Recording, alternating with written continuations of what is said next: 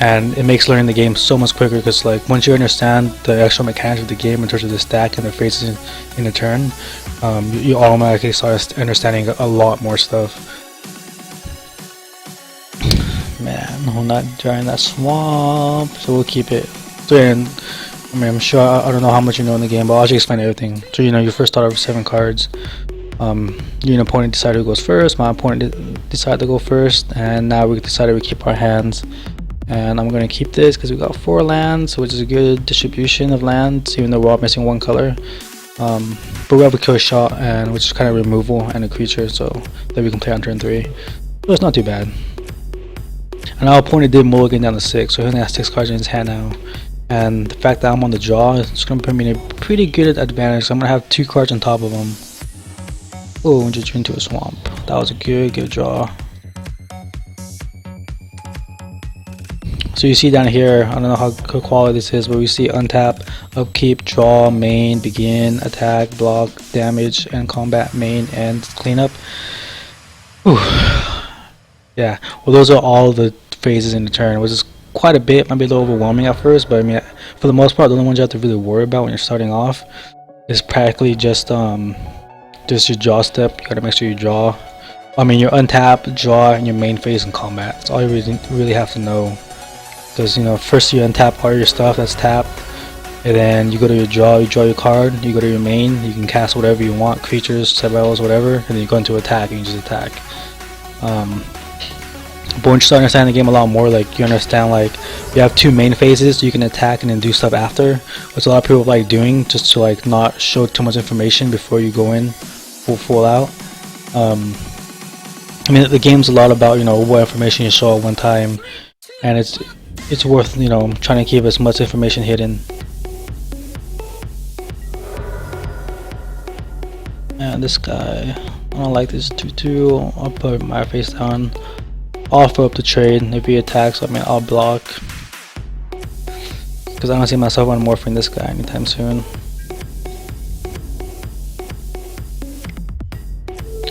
I'll offer up the trade. I think that was maybe worth it. I don't know.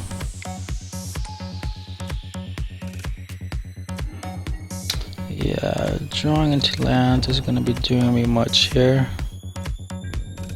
Definitely need some playables, and this 2/2 berserker guy's getting pretty annoying. Most likely gonna kill shot this morph.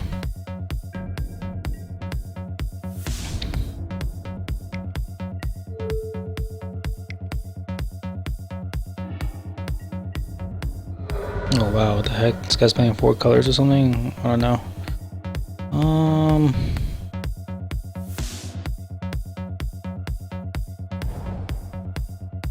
Yeah, I might as well cast this face down, I think. I'll trade this away.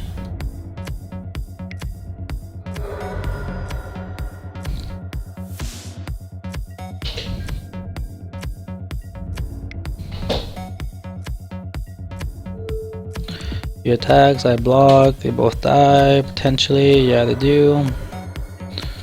Does he play anything second main? He does have another land, but he does have anything to play. I'm assuming he's maybe missing 1 color here.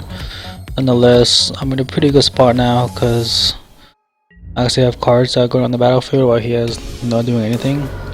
And then I'm going to drop this pretty expensive 5/4 flyer, but I mean, it's a card that he's most likely not going to be able to deal with.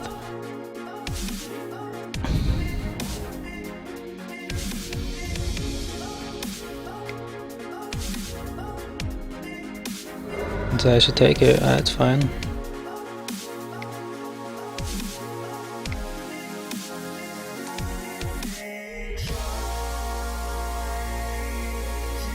And yeah, I won. Alright.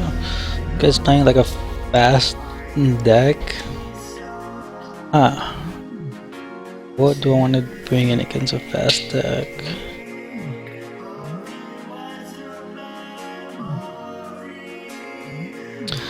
So when you play matches, you know, it's the best 2 out of 3. So the first person who wins 2 matches wins.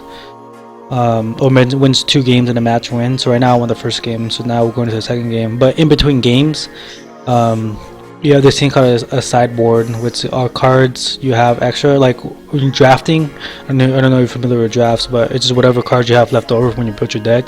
But when you're playing like constructed, where you already have a pre-made deck, you can have a 15 card sideboard, which allows you to, like, in between games in a match, put different cards into your deck or remove other cards from your deck, so you can kind of, like, you know, try to optimize your deck to beat your opponent. And it's a very nice mechanic in the game because, you know, it adds another layer of, like, complexity, which, like, you have to understand the game a lot to, you know, bring cards in properly in certain situations and only, like, minimal. And you know, just understand, like, having a one of can, you know, potentially win you the game against certain opponents. But yeah, with that said, let me look what cards I can bring in. I don't really see anything. I mean, maybe this Horse Chief thing, because it deals with this freaking Valley Dasher really good and early.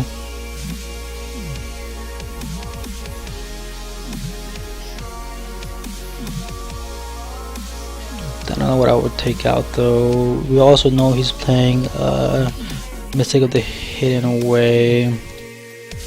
Maybe a doubtful return. I see he's playing that right now. This looks fine. I mean, just one card.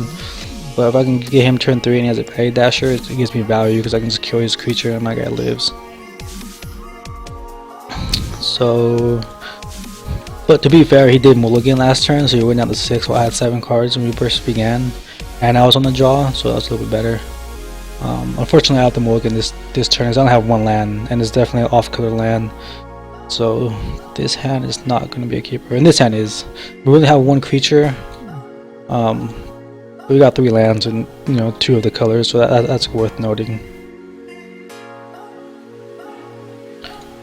Yeah, drawing the more land isn't bad, though I would like some playable creatures. Oh man, this Seeker of the Way, that's a little rough.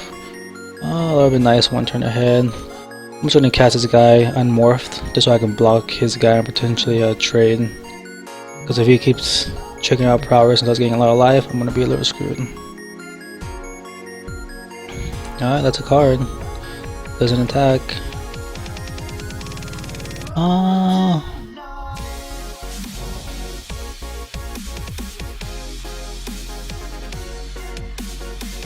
Probably want to use my mana a little efficiently here. I'll just attack with this guy. He takes it. Alright. That's fine. Play a Skull Hunter, make him discard a card. Alright. Man, if he triggers prowess here, it looks like he doesn't, so that's good for us. I hope he doesn't, or he doesn't. So now he's getting life. So now we're still in the lead here, but he's gonna play a 5 costing card here, so it might be brutal. That is brutal, but we do have something to deal with it, which is worth noting. Drawing into that Plains might have pretty much won us the game, because I'm assuming killing this guy was one of his biggest plays he has.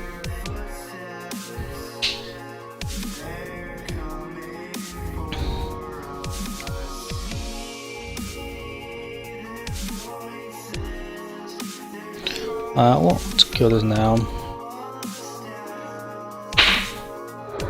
But he does have something to play because we saw him tap his lands there. Just a morph creature and a land. Now he's down to 1 card. That's good for us. Man, I really want to play this incremental growth. I got some better creatures. I guess I could wait a turn and see if he wants to offer up trades. Yeah, I think that's fine. I'll just attack through with everything. See if he wants to trade anything off. He doesn't, he just takes it off. Alright, that's good for us. Then we'll play a creature. Then next turn we're gonna hit him for a lot of damage with this incremental growth. Yeah, that's fine. Gonna unmorph here and get a big guy. No, it doesn't. Surprising. Should we just play something else instead? Oh yeah, I mean that's a good card. Oh, and Loomis again.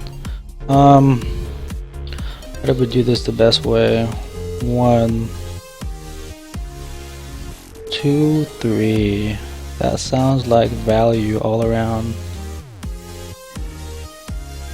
And then let's attack with these two guys.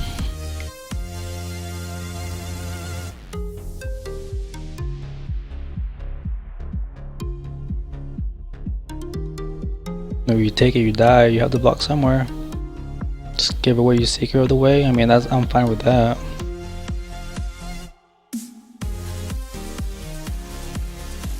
Yeah, that works for me.